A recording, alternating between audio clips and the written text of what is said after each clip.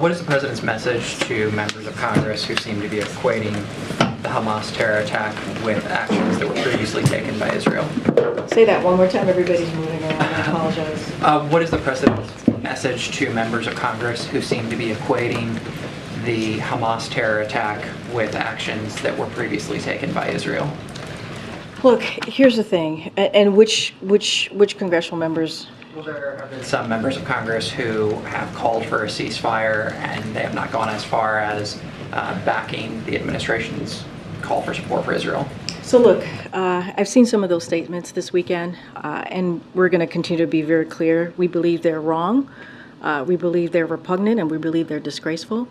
Our condemnation belongs squarely with terrorists who have brutally murdered, raped, kidnapped hundreds of Israelis. There can be no equivocation about that. There are not two sides here. All right, guys, so we got to talk about the war going on in Israel, or put it this way, we got to talk about the reactions to it over here in America. This is a topic that I'm talking about, despite the fact that YouTube apparently doesn't want independent news content creators to talk about it, because every single time I talk about it, YouTube decides that they want to place limited ads, or they want to demonetize my videos where I talk about this subject, because they're claiming that it is exploitative and dismissive of a sensitive event, which I really don't understand, because they freely allow so-called authoritative news sources like Fox News, MSNBC, CNN to talk about this subject, to show the violence that is happening, to discuss the conflict.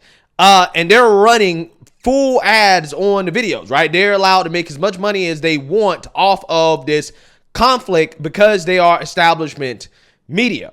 Furthermore, every single time I've talked about this topic, I've been very clear about how what happened in Israel was an absolute tragedy and it should be condemned, okay? I am for peace.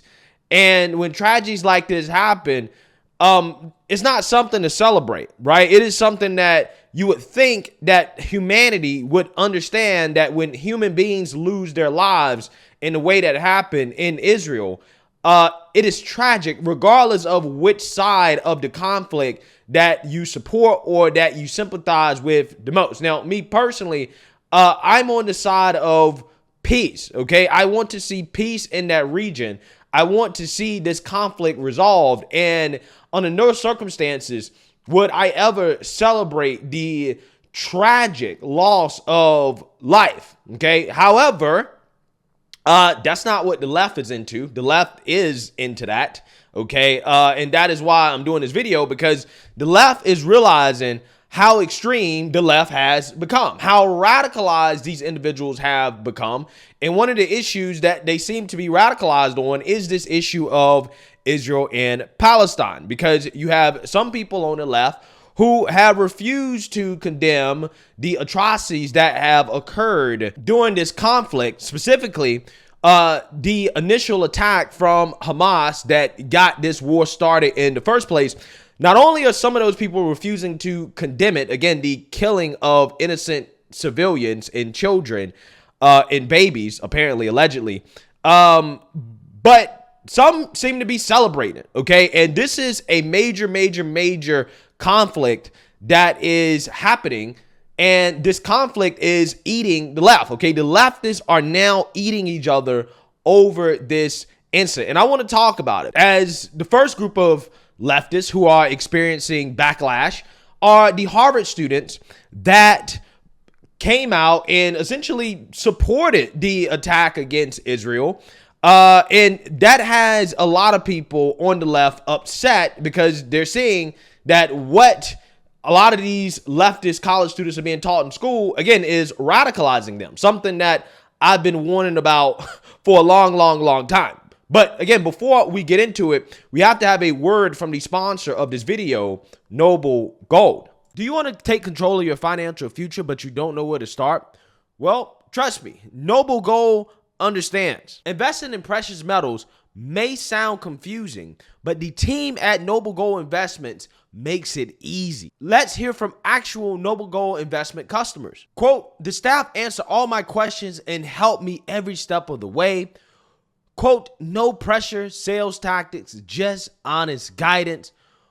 Quote, securing my future is less stressful thanks to Noble Gold's expertise. Don't settle for financial uncertainty. They'll suggest options to see if you can diversify into gold and silver. And right now, Noble Gold Investments is offering a free 5-ounce silver America the Beautiful bullion coin for qualifying accounts and rollovers. Don't settle for financial uncertainty. Noble Gold Investments has an A+ rating with the Better Business Bureau and countless of 5-star reviews. So why wait? Go to noblegoldinvestments.com. That's noblegoldinvestments.com. The only gold company I trust. And just remember, there's a risk with every investment and there's no guarantee of any kind. Deep divisions in the Middle East are currently dividing the Harvard University campus. New tonight at 11, a pro-Palestine student group canceled tonight's vigil because they say they feel unsafe, as WBZ's Tammy Mutasa shows us. Tonight, you can really sense a charged atmosphere here at Harvard. Right now, the university is facing international backlash after that controversial letter from student groups blaming Israel for the Hamas attack. And now tonight, we're learning a vigil was canceled because of safety concerns. What was supposed to be a solidarity vigil for the lives lost in the horrific Hamas terrorist attack and solidarity for Palestine is now just a candlelit sign saying it's postponed because of safety concerns. It's the latest example of rising tensions at Harvard.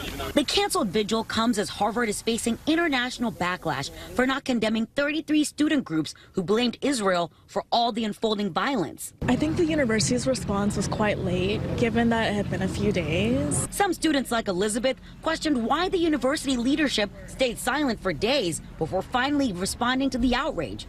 Elizabeth's boyfriend lives in Israel. I'm always on the side that's against unnecessary human suffering. And for me, I just see a lot of unnecessary violence, especially that concerns the civilians in the middle. This is outright terrorism, and terrorism is never justified. Some prominent Harvard alumni, like Congressman Seth Moulton, denounced the pro-Palestinian statement from student groups and the delayed response. We can have a healthy intellectual debate that holds up Palestinian rights while also criticizing the barbarous acts of terrorism by Hamas. At first, Harvard's president sent out a statement condemning the terrorist atrocities, but did not directly address the student group's message. In a second statement, the president was more direct, saying in part that while our students have the right to speak for themselves, no student group, not even 30 student groups, speaks for Harvard University or its leadership. They should have reacted earlier. I think if they actually cared about how we felt. No word on when that vigil will happen again. The students were too afraid to even speak with us. Cambridge police say they have not received any threats involving faith-based centers, but they have increased patrols in the city. In Cambridge, Tammy Mutasa, WBZ News. And of course, Yeah, so you seen that, you heard that, okay? The Harvard students are getting a whole lot of backlash, even from the leftists that run the institution. Now, again, these leftists have coddled these individuals and essentially basically made it okay for them to think that it's okay to come out here and to say things like that, to essentially celebrate an attack or to blame Israel for this tragic loss of life. Okay, now again, what you're seeing coming from some of these leftists are not statements of nuance that detail out the history of the conflict and make a case in regards to Palestinian rights. Okay, no, that's not it. Some of it just seems to be downright bigoted. Okay, and that's just not my phrase or my term for it. Even AOC has come out and slammed some of the quote unquote bigotry and anti-Semitism at left-wing pro-Palestine rallies in New York City. So let's read a little bit here. Representative Alexandria Ocasio-Cortez vehemently condemned the pro-Palestine rally held in Times Square in New York City on Sunday that was promoted by the Democratic Socialists of America, the same group that helped get her elected. Quote, "It should not be hard to shut down hatred and anti-Semitism where we see it. That is the core tenet of solidarity," Ocasio-Cortez said in a statement to Politico's Playbook late Monday night. Quote, "The bigotry and the callousness expressed in Times Square on Sunday were unacceptable and harmful in this devastating moment. it also did not speak for the thousands of New Yorkers who are capable of rejecting both Hamas' horrifying attacks against innocent civilians, as well as the grave injustices and violence Palestinians face under occupation, she added in the statement. Yeah, so again, these are the Democratic Socialists of America, which have ties to the Squad. Okay, the Squad are made up of AOC and other far leftists, and they are facing a whole lot of backlash and questions because of some members' refusal to condemn the attack on innocent civilians that was orchestrated by Hamas. People like Rashida Tlaib, who is getting criticized for hanging a Palestinian flag outside of her door, along with the LGBTQ flag, which in my opinion doesn't make too much sense, like ideologically, in regards to what those flags stand for. But again, the point of this video is that there is a weird mix of ideologies on the left that are clashing with each other. But again, Democrats are having to answer questions for some of the statements or the lack of statements that have been made by members of the Squad, the far leftists, Rashida Tlaib, Ilhan Omar, etc., and for Joe Biden's support of Iran, who, you know, people are speculating could be backing Hamas when it comes to these attacks. Take a look. Mr. Leader, should Rashida Tlaib still have the Palestinian flag up? This is America. You're allowed to wear the flag that you prefer. I think she has every right to have that Palestinian flag. I'm not going to comment on Rashida. She's a great friend of mine. She's Palestinian. You know, that doesn't mean she's a terrorist. It doesn't mean that she condones this. This was a gross attack on human life. It was reprehensible, and we want justice and we want peace. The Biden administration says $6 billion can be frozen. Do you think it should be frozen? No comment. Speaker Pelosi, should we freeze that $6 billion? The Biden administration said we have the ability to do that. Well, I haven't heard that. You're just telling me. Should we do that? Mr. Clyburn, should that $6 billion be frozen? Yeah, so we also have BLM, which is also a leftist organization, and the ADL, who is a leftist organization that is pro-censorship. They seem to be having some ideological clashes that is making things a little uncomfortable and awkward and weird, because BLM came out and supported the Hamas attack, overtly, by posting this, which appears to be a Hamas fighter parachuting into the rave or the event that they were having in Israel in which the atrocity occurred. Again, this is overtly supporting an act of, violence, against innocent people. BLM is openly supporting that, while you also have the ADL at the same time not condemning BLM, but condemning white supremacists who they claim are openly celebrating Hamas's attack. Now, I don't know, maybe they're referring to white progressives, because I think white progressives are probably the only people that are white that are celebrating this, okay? But outside of the white liberals / white progressives that apparently are celebrating this, again, you have BLM celebrating it, okay? And, they are made up of white liberals, but they also are made up of black liberals and black progressives who support Hamas, so it seems, okay? And while this is all happening, you have the leader of the ADL refusing to condemn BLM, but he did take a sledgehammer to MSNBC, which is a leftist news organization, and their coverage of the situation, because apparently they're not being pro-Israel enough in this situation, in which, again, this guy goes on television and calls them out to their face for it. Take a look. This was like an atomic bomb. And as 40,000 people were killed in Japan when they dropped that bomb in Nagasaki, so too were the hundreds upon hundreds of people who were killed in Israel. And so while I am sad and trying to cope, I'll be honest, I am angry. I am angry with the world that allowed the dehumanization of Israelis and sanitized the terrorism of Hamas. I must say, I love this show. And I love this network, but I've got to ask, who is writing the scripts? Hamas? The people who did this, they are not fighters, Jonathan. They are not militants, and I'm looking right at the camera. They are terrorists. It is a barbarian who rapes and brutalizes women, who kills children in front of their parents. So look, when we say, oh, this was an escalation, it was bound to happen, I am sorry. This was a massacre that was pre-planned.